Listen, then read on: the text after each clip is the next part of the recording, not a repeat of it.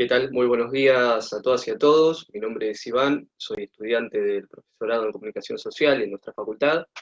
Y en este caso, bueno, tengo el placer de darles la bienvenida a nuestro primer video, que va a tratar sobre el módulo de organización universitaria que tiene el manual del ingreso. Bueno, en primer lugar, les quería contar que yo formo parte de Sociales Grande, que es una organización estudiantil, pero que también involucra a graduados, a docentes, distintos actores y sectores de la vida universitaria, que fundamentalmente, bueno, la conformamos con el objetivo de canalizar las distintas ideas, propuestas, reclamos que van surgiendo de los estudiantes y de distintos sectores de la comunidad universitaria a lo largo de, bueno, a lo largo de nuestro recorrido en la universidad. Esto lo remarco también porque es importante, ya que vamos a ver que la participación estudiantil o la participación democrática en los distintos sectores de la universidad digamos, tiene su historia y fue fundamental para conformar lo que es la organización universitaria tal cual la conocemos hoy. Eso lo vamos a ver ahora cuando repasemos un poquito, pero antes me interesa también remarcar una idea que a mí me parece central, porque muchas veces, y quizás muchos de ustedes o muchas de ustedes, no sé, entran en la facultad pensando que,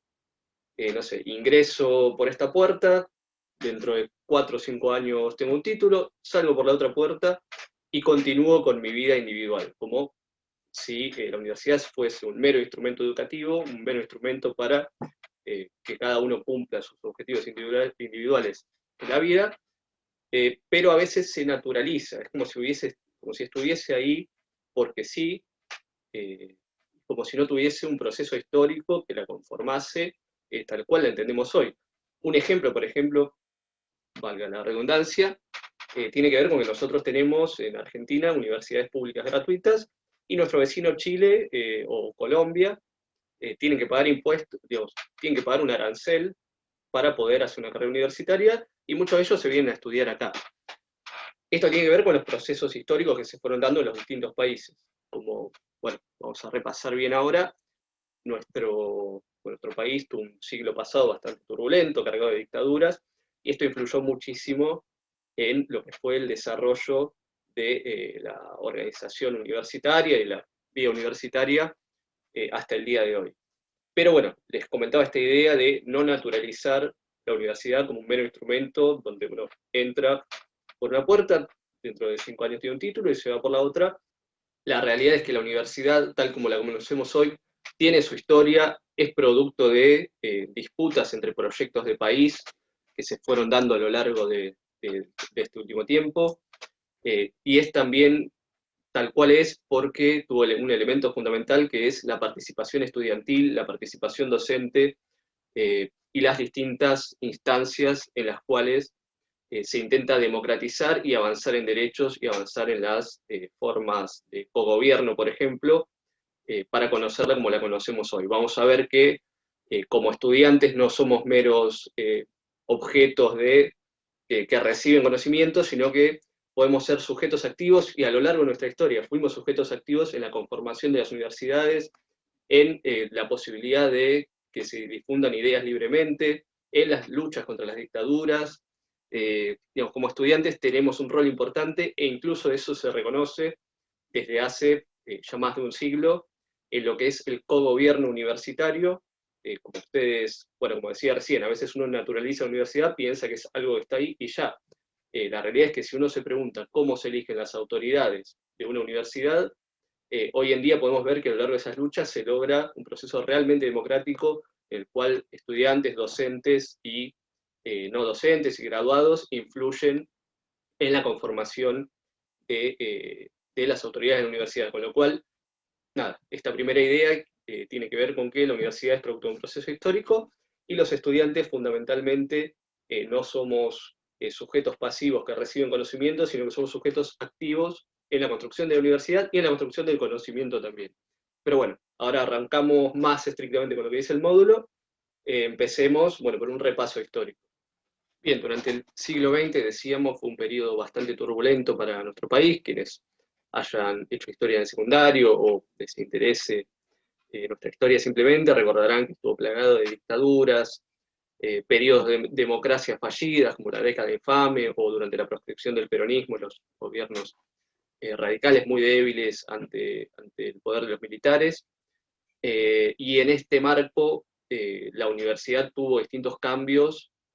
siempre acomodados o siempre relativos a los intereses del gobierno o del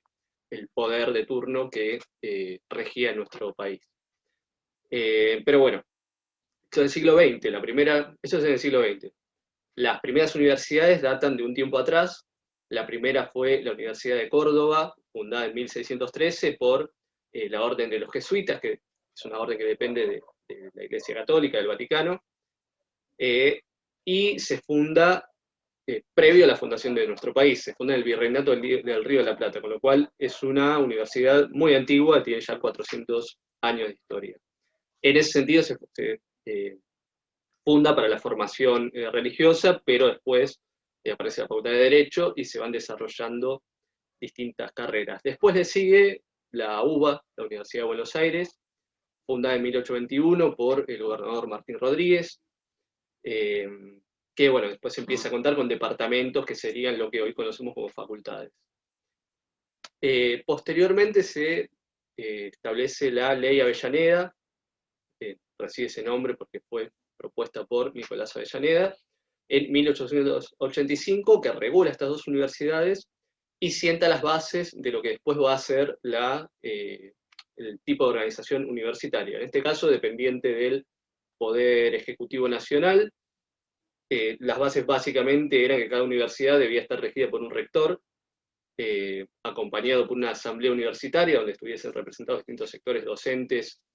posteriormente también estudiantiles, como les contaba recién, después un consejo directivo y dividido en facultades. A veces es medio confuso, sobre todo cuando recién entramos a la universidad, hablamos de facultad y universidad como si fuesen sinónimos, en realidad hay una diferencia. La Universidad de Lomas, por ejemplo, es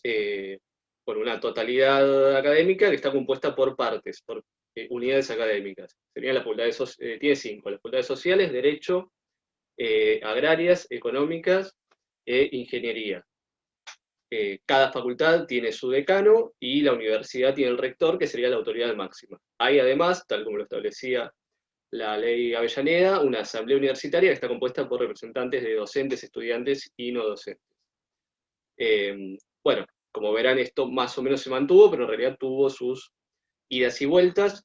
Posteriormente a la ley Avellaneda, en la Universidad de Córdoba, justamente, que decimos que fue la más antigua de todas, se da un hito de lo que son las luchas universitarias y las conquistas, tal como las conocemos,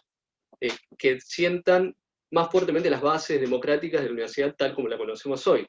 Es la famosa reforma universitaria de 1818,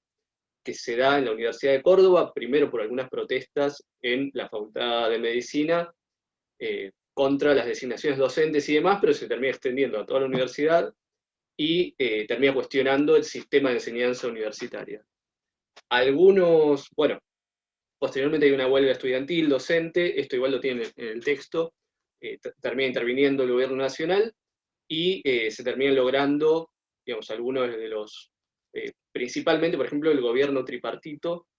que incluye la participación que les contaba de los estudiantes en las decisiones de la universidad, pero también la autonomía universitaria en cuanto a recursos, política, manejo docente, es decir, sin influencia directa del gobierno o de otras autoridades dentro de esas áreas,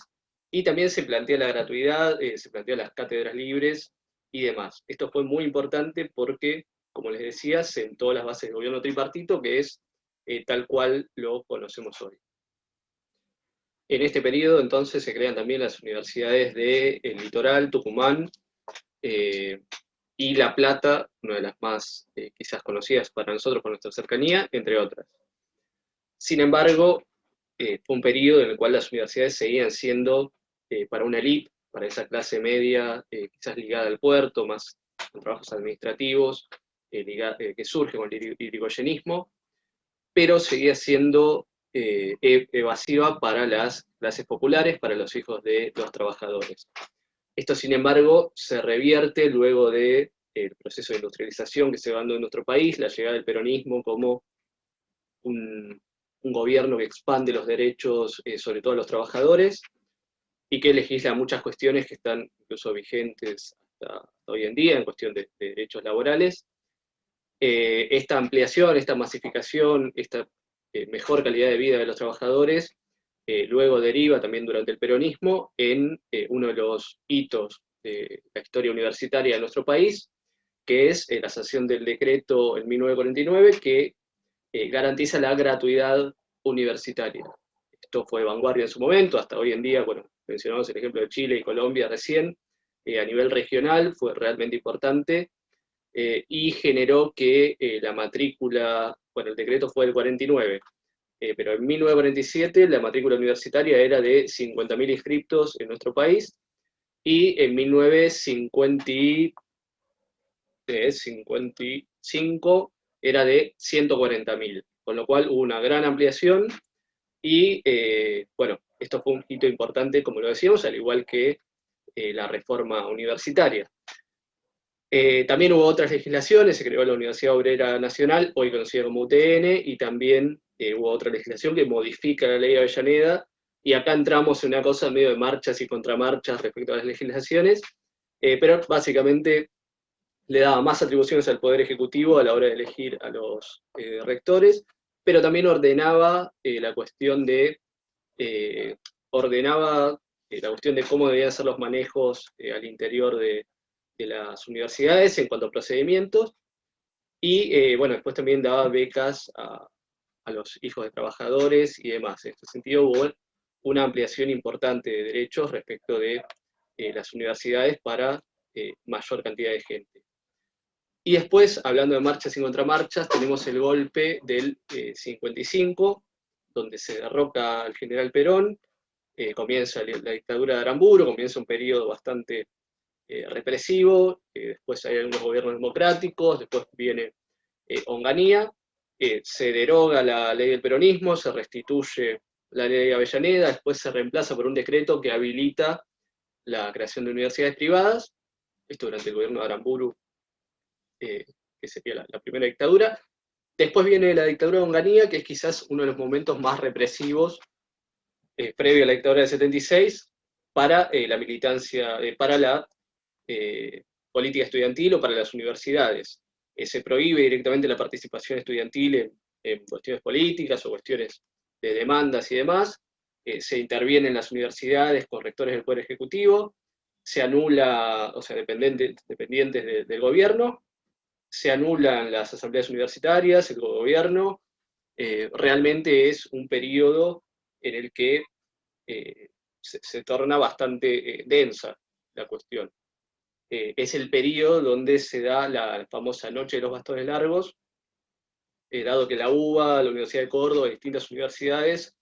sus docentes y estudiantes se oponen, digamos, se oponen claramente a estas medidas, y en la UBA se da la famosa Noche de los Bastones Largos, donde la dictadura de Onganía manda a reprimir a estudiantes y docentes, los detiene, los lleva presos, etc.